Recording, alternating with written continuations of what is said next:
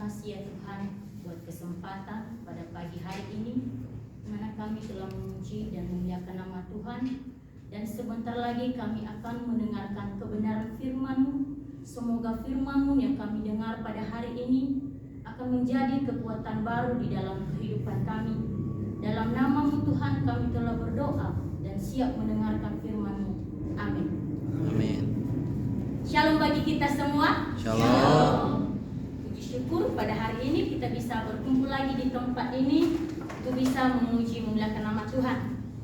Pada hari ini kita akan mendengarkan kebenaran firman Tuhan dalam 2 Tawarikh pasal 26 ayat 1 sampai yang ke-21. Sekali lagi, 2 Tawarikh pasal 26 ayat 1 sampai yang ke-21. Yang sudah mendapatkannya katakan amin. Amin. Kita akan membacanya secara responsoria. Ayat yang pertama dibacakan oleh laki-laki dan ayat yang kedua dibacakan oleh wanita, dan begitu juga seterusnya setelah saya membaca judul perikop Raja Uzia. Segenap bangsa Yehuda mengambil Uzia yang masih berumur 16 tahun. 2, 3. Segenap bangsa Yehuda mengambil Uzia yang masih berumur 16 tahun dan menobatkan dia menjadi raja menggantikan ayahnya Amazia. Ia memperkuat Elot dan mengembalikannya kepada Yehuda sesudah raja mendapat perhentian bersama-sama dengan nenek moyangnya. Uzia berumur 16 tahun pada waktu ia menjadi raja, dan 52 tahun lamanya ia memerintah di Yerusalem. Nama ibunya ialah Yeholia dari Yerusalem. Ia melakukan apa yang benar di mata Tuhan, tepat seperti yang dilakukan Amazia ayahnya. Ia mencari Allah selama hidup Zakaria yang mengajarkannya supaya takut akan Allah. Dan selama ia mencari Tuhan, Allah membuat segala usahanya berhasil. Maka majulah ia berperang melawan orang-orang Filistin dan membongkar tembok Gad, Yabne, dan Asdod, lalu mendirikan kota-kota di sekitar Asdod dan di lain-lain wilayah orang Filistin. Allah menolongnya terhadap orang Filistin dan terhadap orang Arab yang tinggal di Gur Baal dan terhadap orang Meunim. Orang-orang Amon membayar upeti kepada Uzia, namanya termasyhur sampai ke Mesir karena kekuatannya yang besar. Uzia mendirikan menara di Yerusalem di atas pintu gerbang sudut, di atas pintu gerbang lebah dan di atas penjuru, serta mengokohkannya. Ia mendirikan juga menara-menara di padang gurun dan menggali banyak sumur karena banyak ternaknya, baik di dataran rendah maupun di dataran tinggi. Juga ia mempunyai petani-petani dan penjaga-penjaga kebun anggur di gunung-gunung dan di tanah yang subur, karena ia suka pada pertanian. Selain itu, Uzia mempunyai tentara yang sanggup berperang, yang maju berperang dalam laskar-laskar menurut jumlah anak buah yang dicatat oleh Panitera Yeyel dan penatua usaha Mahasisya di bawah pimpinan Hanaya, salah seorang panglima raja. Kepala-kepala buah pahlawan-pahlawan yang gagah perkasa itu seluruhnya berjumlah 2.600 orang. Di bawah pimpinan mereka terdapat satu bala tentara terdiri dari 307.500 orang yang gagah perkasa dalam berperang untuk membantu raja dalam menghadapi musuh. Uzia memperlengkapi seluruh tentara itu dengan perisai, tembak, ketopang, batu zirah, basur, dan batu bata. Ia membuat juga di Yerusalem alat-alat perang, ciptaan seorang ahli yang dapat menembakkan anak panah dan batu besar untuk ditempatkan di atas menara-menara dan penjuru-penjuru. Nama raja itu termasyur sampai ke negeri-negeri yang jauh karena ia ditolong dengan ajaib sehingga menjadi kuat. Setelah ia menjadi kuat, ia menjadi tinggi hati sehingga ia melakukan hal yang merusak. Ia berubah setia kepada Tuhan Allahnya dan memasuki bait Tuhan untuk membakar ukupan di atas mezbah pembakaran ukupan. Tetapi Iman Azaria mengikutinya dari belakang bersama-sama 80 imam Tuhan, orang-orang yang tegas. Mereka berdiri di depan Raja Uzia dan berkata kepadanya, "Hai Uzia, engkau tidak berhak membakar ukupan kepada Tuhan. Hanyalah imam-imam keturunan Harun yang telah dikuduskan yang berhak membakar ukupan. Keluarlah dari tempat kudus ini, karena engkau telah berbuat setia. Engkau tidak akan memperoleh kehormatan dari Tuhan Allah karena hal ini." Tetapi Uzia dengan bokor ukupan di tangannya untuk dibakar menjadi marah. Sementara amarahnya meluap terhadap para imam, timbullah penyakit kusta pada dahinya di hadapan para imam di rumah Tuhan, dekat mezbah pembakaran ukupan. Imam kepala Azaria dan semua imam lainnya memandang kepadanya, dan sesungguhnya ia sakit kusta pada dahinya. Cepat-cepat mereka mengusirnya dari sana, dan ia sendiri tergesa-gesa keluar karena Tuhan telah menimpakan tulah kepadanya. Raja Uzia sakit kusta sampai kepada hari matinya. Dan sebagai orang yang sakit kusta, ia tinggal dalam sebuah rumah pengasingan karena ia dikucilkan dari rumah Tuhan, dan Yotam anaknya mengepalai istana raja dan menjalankan pemerintahan atas rakyat negeri itu. Amin. Sejauh ini kita membaca firman Tuhan. Sebelum kita masuk dalam firman Tuhan, kita akan masuk dalam latar belakang mengapa Raja Uzia bisa menjadi raja. Latar belakangnya, Raja Uzia ini adalah seorang anak raja yang bernama Raja Amazia. Raja Amazia ini berumur 25 tahun setelah ia menjadi raja, dan 29 tahun dia memerintah di Yerusalem sebagai raja. Raja Amazia ini adalah raja yang melakukan yang benar di mata Tuhan. Nah, pada saat itu Raja Amazia berperang melawan orang Edom, dan pada saat itu setelah dia balik, dia mengalami kemenangan. Dia mendapatkan kemenangan, dan setelah dia balik, dia membawa Allah Bani Seir sebagai Allahnya. Jadi Raja Amazia ini berpaling kepada Tuhan.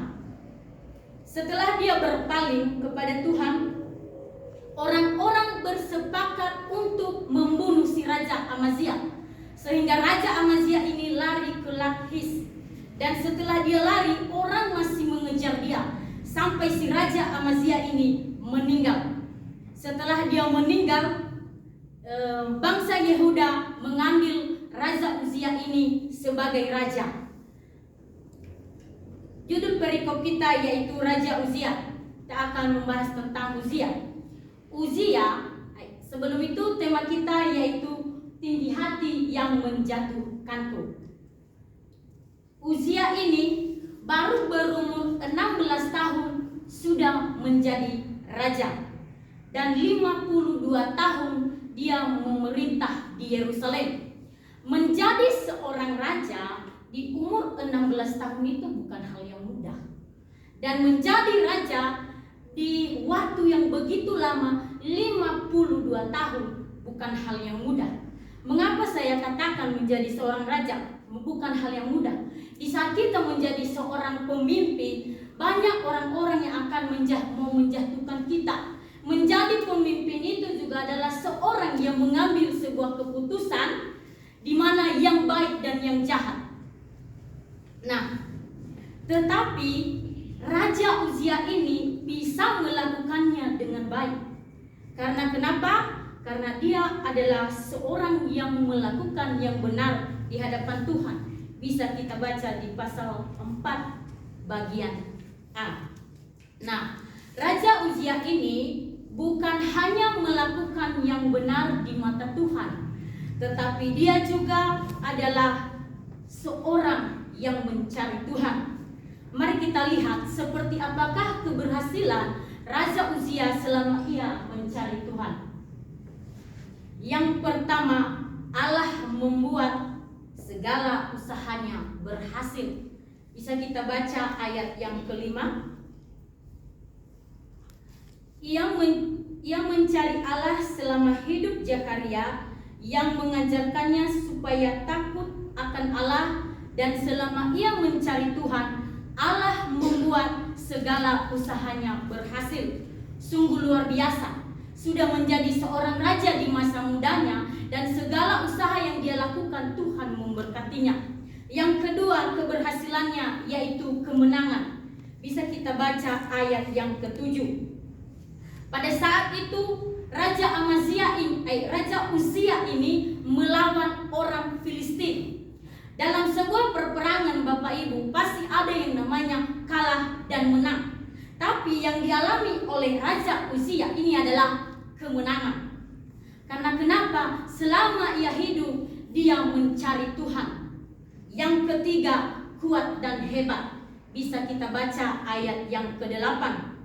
Orang-orang Amon membayar upeti kepada Uzia, namanya termasyhur sampai ke Mesir karena kekuatannya yang besar. Kadang-kadang menjadi seorang raja itu hanya bisa mengandalkan prajurit-prajuritnya, tetapi tidak. Si Amazia ini sudah tertulis dia adalah seorang yang kuat, namanya termasyhur sampai ke Mesir. Ia adalah seorang raja yang hebat.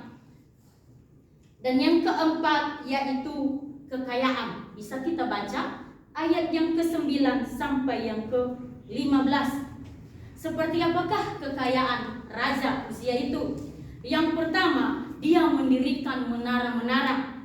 Yang kedua, dia menggali banyak sumur karena ternaknya yang banyak. Juga mempunyai petani-petani penjaga kebun anggurnya karena dia adalah seorang yang suka pertanian. Dan yang ketiga, dia mempunyai tentara-tentara yang kuat.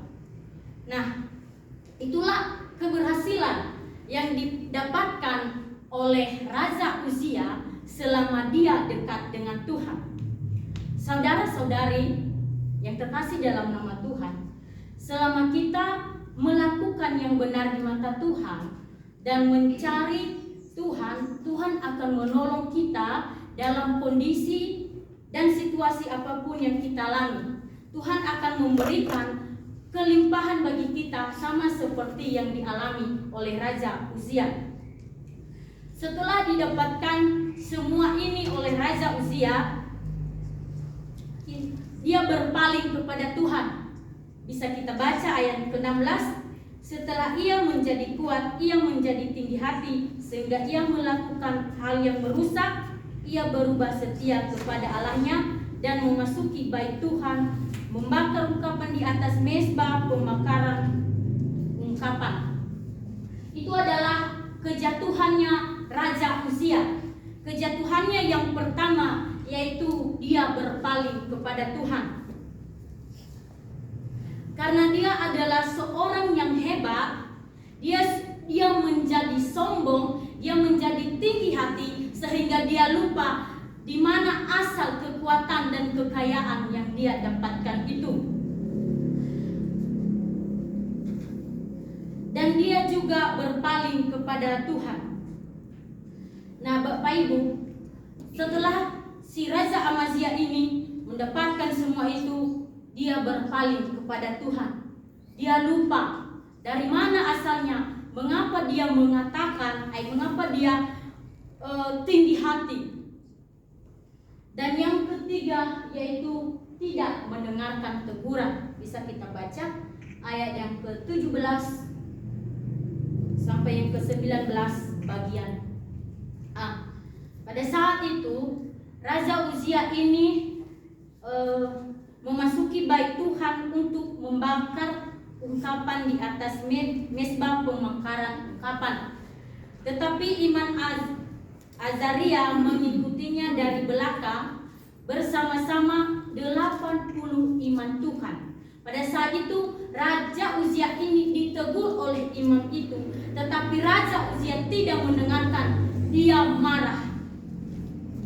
Kenapa sih Raja Uzia ditegur? Karena orang-orang yang berhak membakar ungkapan itu hanyalah orang-orang yang sudah dikuduskan.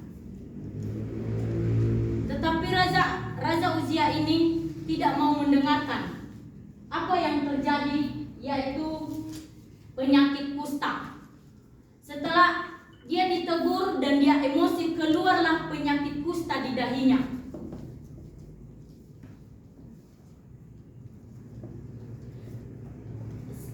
Nah, setelah keluar penyakit kusta di dahinya, cepat-cepat mereka mengusir dia. Mengusir. Kalau kita lihat seorang raja, kalau sudah diusir, sudah tidak ada wibawa lagi. Kenapa dia tidak ada wibawa? Karena dia sudah berpaling kepada Tuhan. Ujung-ujung dari tinggi hatinya, ia sudah tidak berwibawa, dia diusir dan ia sendiri tergesa-gesa keluar. Karena Tuhan telah menimpakan tulah kepadanya. Nah, setelah itu Raja Uzia ini sakit kusta sampai pada hari matinya.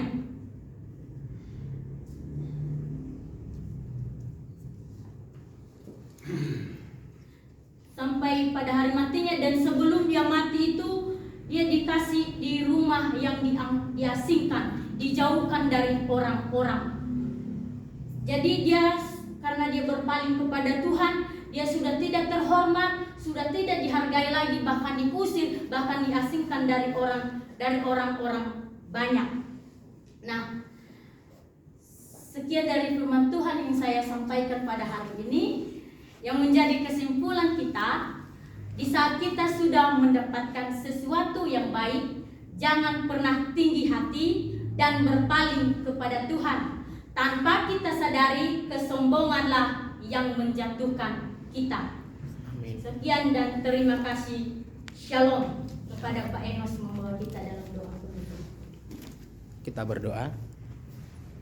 Kami mengucap syukur buat kasih-Mu yang begitu besar dalam hidup kami. Terima kasih Tuhan buat firman Tuhan yang sudah disampaikan oleh hamba-Mu. Bila Tuhan firman yang sudah disampaikan boleh kami renungkan, kami pahami, dan kami menjadi anak-anak Tuhan yang senantiasa mengandalkan Engkau. Dalam nama Tuhan Yesus kami berdoa. Amin. Amin.